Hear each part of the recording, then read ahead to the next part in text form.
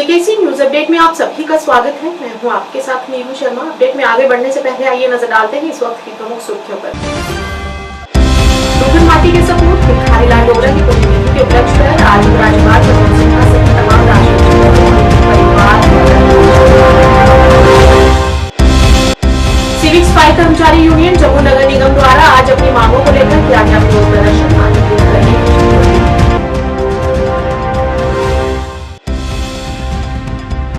बारामूला में शेरपा ने सरकारी मेडिकल कॉलेज बारामूला में नए MRD ब्लॉक और PTRL सुविधा का किया उद्घाटन।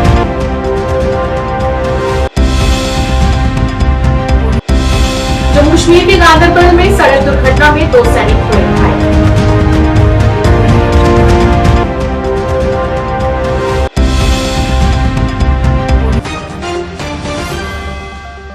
हेलो गाइस, तो आज मैं आपको लेकर जा रही हूँ चावलास फैमिली रेस्टोरेंट।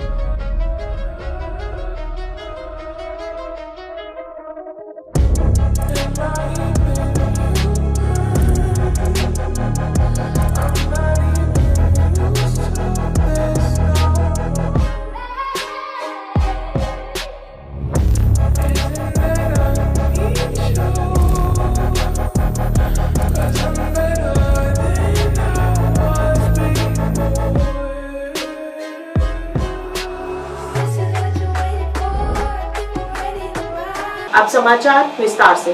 गिरधारीलाल डोगरा की पुण्यतिथि पर आज उन्हें श्रद्धांजलि देने के लिए कार्यक्रम का आयोजन किया गया। इस कार्यक्रम में जम्मू कश्मीर के उपराज्यपाल मनोज सिन्हा, बाहू विधायक विक्रम रंधावा, पूर्व मंत्री लाल सिंह सहित तमाम राजनीतिक दलों के नेताओं ने उन्हें श्रद्धांजलि अर्पित की और उनकी प्रतिमा पर फूल माला अर्पित कर उन्हें याद किया गया। उपराज्यपाल ने कहा कि वे एक बहुमुखी व्यक्तित्व के रूप में हमेशा याद किए जाएंगे, जिन्होंने हमारे समाज के गरीबों और वंचित वर्गों के कल्याण में बहुत योगदान दिया है। उनका जीवन और आदर्श आने वाली पीढ़ियों को प्रेरित करेंगे।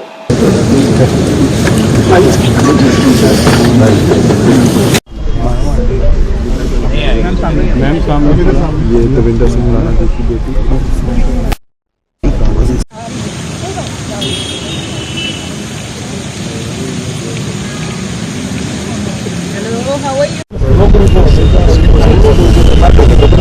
सर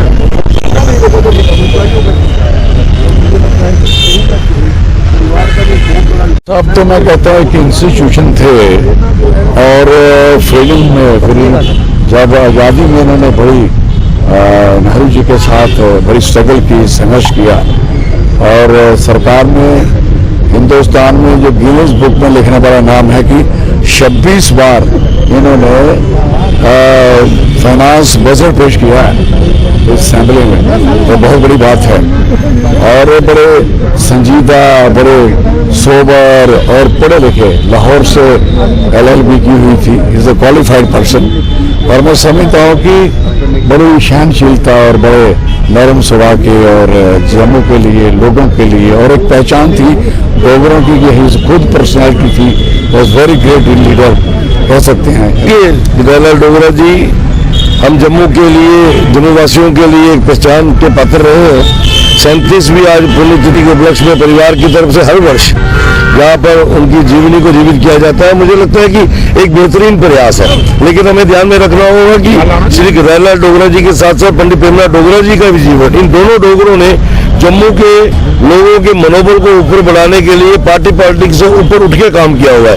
तो मुझे लगता है कि ये बड़ा सराहनीय है और परिवार जिस तरीके से श्री गिरधारीलाल डोगरा जी की जीवनी को जीवित करने का प्रयास करता है, ये बहुत ही सराहनीय है। और ऐसा लगता है और मैं यकीनन कह सकता हूँ कि हमारी नौजवान पीढ़ी को पंडित प्रेमलाल डोगरा जी की और श्री गिरधारीलाल डोगरा जी की जीवनी से बहुत कुछ सीखने को मिल सकता है। आज के दिन मैं तो हर बार यही कहती हूँ कि डोगरा साहब मेरे पिताजी जरूर थे, लेकिन वो पूरे जम्मू कश्मीर लद्दाख के लिए उन्होंने कोई भी भेदभाव नहीं किया और जिस स्तर के वो नेता थे, इसी के हिसाब से आज हमने सारी पार्टी, सारी कौमें और सब लोगों को इधर, इसीलिए ओपन इनविटेशन है क्योंकि मुझे पता है हर किस्म के लोग, हर पार्टी के लोग जो उनके लिए इज्जत रखते हैं अपने मन में, सारे आए हैं और कुछ लोग तो अपना प्रोग्राम कट शॉर्ट करके आए हैं, राजौरी से आए हैं, और जिस तरीके का मान सम्मान वो उनको दे रहे हैं, मैं समझती हूँ कि ये एक बहुत बड़े सम्मान की बात है कि इंसान की 38th डेथ एनिवर्सरी है और लोग इस तरह से उनको मान सम्मान दे रहे हैं।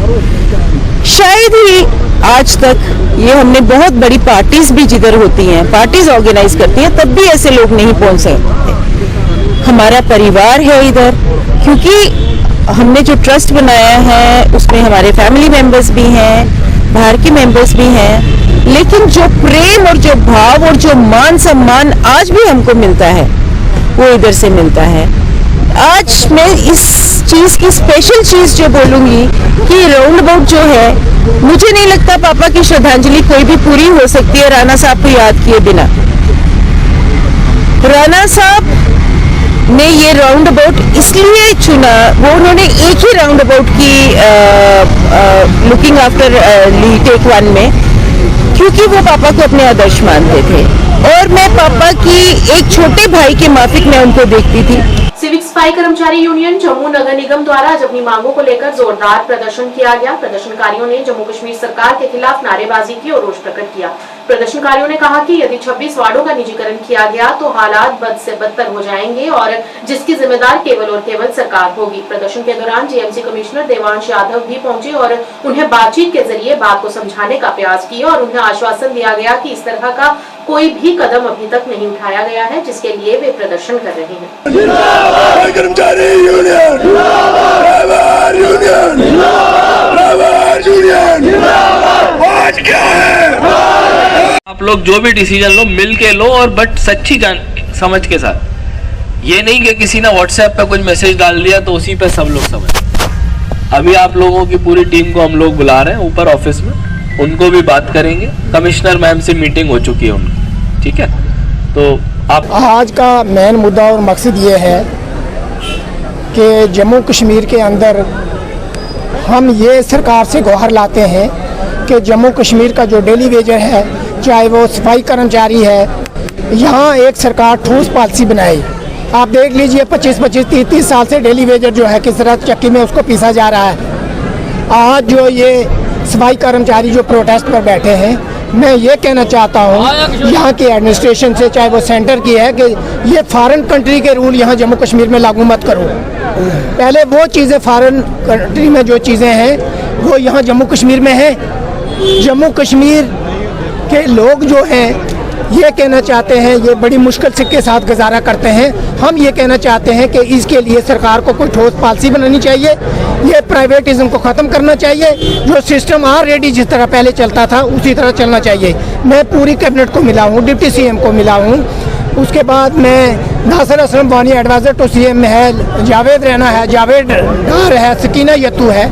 मैंने उनके नोटिस में लाया है कि यहाँ इनके लिए ख़ास करके जो सफाई कर्मचारी हैं, डेली वेजर है, सरकार इसके लिए ठोस पॉलिसी बनाए और इसको 1 टाइम जो है सरकार रिजॉल्व करे और फॉरेन कंट्री को पॉलिसी को यहाँ लागू नहीं करना चाहिए। हम एक बार फिर अपील करते हैं इस इशू को ख़त्म करें। एम्प्लॉय जॉइंट एक्शन कमेटी जो जम्मू कश्मीर को रिप्रेजेंट करती है, हम शाना बशाना इनके साथ चलेंगे जब तक इनका इशू सेटल नहीं होगा। और हमारी ये डिमांड है सर, ये 26 वार्ड जो आउटसोर्स कर रहे हैं, हमने 15 दिन पहले कमिश्नर साहब को नोटिस दिया है कि जो 26 वार्डें जो आउटसोर्स हो जाएंगी उससे कारण जो सफाई कर्मचारी का बच्चा है, जैसे हम लोग कहीं कहीं एनजीओ पे लगा देते हैं, बाहर की फर्म में आ जाएंगी तो वो हमारा बच्चा थोड़ी लगाएगी, वो तो अपने साथ अपना मुलाजिम लेकर आएगी। और हमारी दूसरी डिमांड है, छोटी डिमांड है सर, 2018 में कैजुअल के फार्म लगे थे, आज सर 5 साल हो चुके हैं। हमने इनको मतलब हर 5 महीने 6 महीने के बाद इनको मेमोरेंडम दे के बोलते हैं कि सर उनको जल्द से जल्द लगाया जाए, लेकिन ये डिपार्टमेंट वादा करके, वो जो आप जानते हैं वादा करके मुकर जाता है। ऐसा सफाई कर्मचारी के बार बार साथ हो रहा है, जैसे देखिए आप कठुआ हो, उधमपुर हो, हमारी स्ट्राइकें चल रही है, लेकिन सफाई कर्मचारी को कुछ बेनिफिट ये दे नहीं रहे। आप कह रहे हैं कि ये प्राइवेट कॉन्ट्रैक्टर हायर कर रहे हैं, लेकिन स्किल्ड लोगों को ही लिया जाएगा। अगर आप लोगों को कंसीडर किया जाएगा तो आप काम करने को तैयार है अगर कॉन्ट्रैक्टर के साथ भी काम करने? सर वो हमें लेंगे नहीं। देखिए एक वार्ड में 30 बंदे हैं, वो जो कॉन्ट्रैक्टर आएगा बाहर से वो लेकर आएगा अपने मुलाजिम, हमारे 10 मुलाजिम वो निकाल देगा। 20 मुलाजिम हमारा 10 जब रोजी रोटी बंद हो गई, हम 20 मुलाजिम को क्या करेंगे? अभी कमिश्नर साहब भी कह के गए हैं कि अभी ऐसा कुछ निर्णय हुआ नहीं है, ये गलत इन्फॉर्मेशन जा रही है। उत्तरी कश्मीर में स्वास्थ्य सेवाओं को बढ़ाने की दिशा में एक महत्वपूर्ण कदम में बारामूला के उपायुक्त मिंगा शेरपा ने आज 2 नए मेडिकल रिकॉर्ड विभाग ब्लॉक और एक अत्याधुनिक यौन रोग अनुसंधान का उद्घाटन किया। इस कार्यक्रम में principal GMC Baramulla doctor Ruby Reshi और एसोसिएट हॉस्पिटल जीएमसी बारामूला के चिकित्सा अधीक्षक डॉक्टर सैयद परवेज मसूद के साथ साथ अन्य गणमान्य व्यक्ति, स्वास्थ्य देखभाल पेशेवर और मीडिया प्रतिनिधि भी उपस्थित रहे।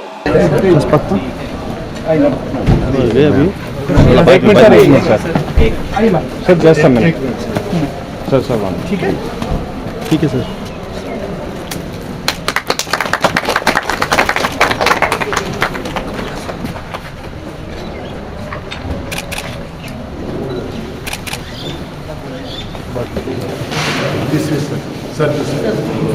कितने काउंटर्स आपके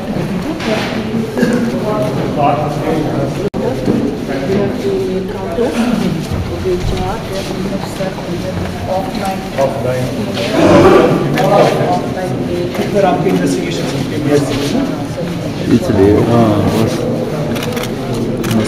इसके साथ से क्यों मैनेजर कर रहे हैं ठीक है मैनेजर आप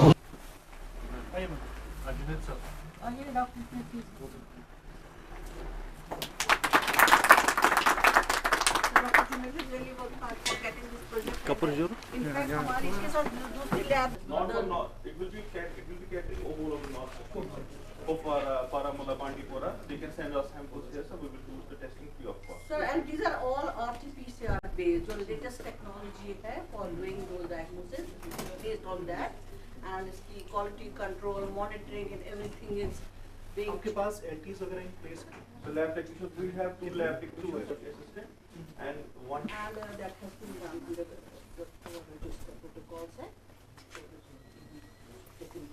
आने वाले वक्त में रिसर्च लैब है जो हमारे पोस्ट ग्रेजुएट। जैसे आपको पता है कि GMC Baramulla not just district Baramulla का पूरे हमारे नॉर्थ कश्मीर के लिए एक टर्शरी केयर हॉस्पिटल जैसे सर्व करता है।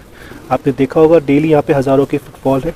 तो एक जो मेजर हमारे पास जीएमसी बारामूला में चैलेंज था कि जो ये इंक्रीज पेशेंट लोड है इसको हैंडल करने के लिए, तो आपने देखा होगा कि जीएमसी बारामूला ने outside the main hospital premises आपने देखा है कि जो हमारी एमआरटी फैसिलिटीज़ बनाई हैं, इससे नॉट जस्ट जो हमारे हॉस्पिटल में कंजेशन भी कम होगा, साथ ही साथ जो हमारे पेशेंट्स आते हैं, उनके अटेंडेंट्स आते हैं, उनको भी सहूलियत मिलेगी। क्योंकि आपने देखा होगा सारे सैंपल कलेक्शन के लिए, टोकन रजिस्ट्रेशन के सारे सेंटर्स बाहर बनाए गए हैं। इनफैक्ट डिस्ट्रिक्ट एडमिनिस्ट्रेशन ने भी एस्पिरेशनल डिस्ट्रिक्ट फंड के दौरान के तहत हमने भी एक यहाँ पे वेटिंग हॉल बनाया है, क्योंकि जो भी अटेंडेंट्स आते हैं उनके लिए आपने देखा होगा हॉल्स में, एलीज में, क्योंकि लैक ऑफ स्पेस था, वहाँ बैठते थे। तो आने वाले वक्त हम कोशिश करेंगे, क्योंकि जीएमसी बारामूला जैसे मैंने पहले भी कहा डिस्ट्रिक्ट बारामूला के लिए भी नहीं पूरे नॉर्थ कश्मीर के लिए इम्पॉर्टेंट है। इनफैक्ट डिस्ट्रिक्ट बारामूला के सबसे अहम इंफ्रास्ट्रक्चर में से एक है। तो हमारी भी पूरी कोशिश है कि इस इंफ्रास्ट्रक्चर को, इस इंस्टीट्यूशन को और आगे ले जाए। सर नेफ्रोलॉजिस्ट आपने कहा कई सारे क्रिटिकल एरियाज़ में कमी है, इसके लिए प्रिंसिपल मैम ने भी, हम लोगों ने भी गवर्नमेंट से टेकअप किया है कि जो क्रिटिकल वैकेंसीज़ है स्पेशलिस्ट के लिए उसको फिलअप किया जाए। अब क्योंकि आपने नेफ्रोलॉजी और डायलिसिस के लिए बात किया, इस साल भी हम लोगों ने ऑलमोस्ट 1 करोड़ जो हमारे NHPC का CSR होता है उसके तहत एक एडिशनल हम यहाँ फैसिलिटी बना रहे हैं डायलिसिस के लिए। किसी एडिशनल हम डायलिसिस के, क्योंकि अभी एग्जिस्टिंग अराउंड 8 to 10 बेड्स हैं, हमारी कोशिश यही है कि इसकी कैपेसिटी डबल की जाए, सो दैट डायलिसिस के जो पेशेंट्स हैं उनके हम ज़्यादा नंबर पे यहाँ ट्रीट कर पाए। ये जो जितनी भी आपने बताया जो क्रिटिकल वैकेंसीज है स्पेशलिस्ट के लिए, गवर्नमेंट से टेकअप किया गया है, तो जल्द से जल्द ये वैकेंसीज भी फिल। जम्मू कश्मीर के गांधरबल जिले में एक सड़क दुर्घटना में 2 सैनिक मामूली रूप से घायल हो गए। ये घटना खरानी हामा लार बाईपास पर राष्ट्रीय राजमार्ग पर हुई, जब सेना का एक वाहन जो एक काफिले का हिस्सा था अचानक पलट गया।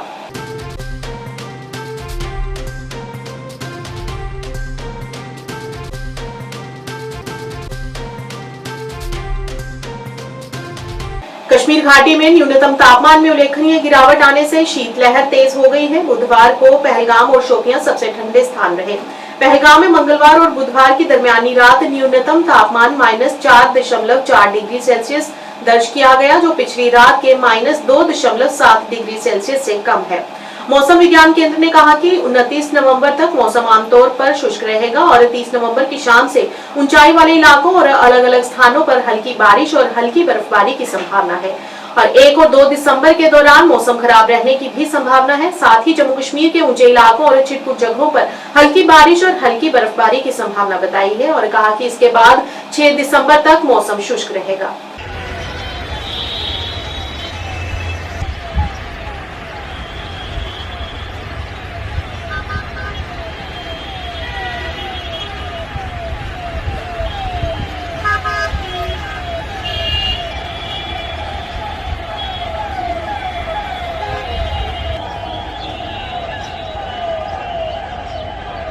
न्यूज अपडेट के आज के इस अंक में इतना ही। नया अंक लेकर फिर हाजिर होंगे, तब तक के लिए दीजिए इजाजत। नमस्कार।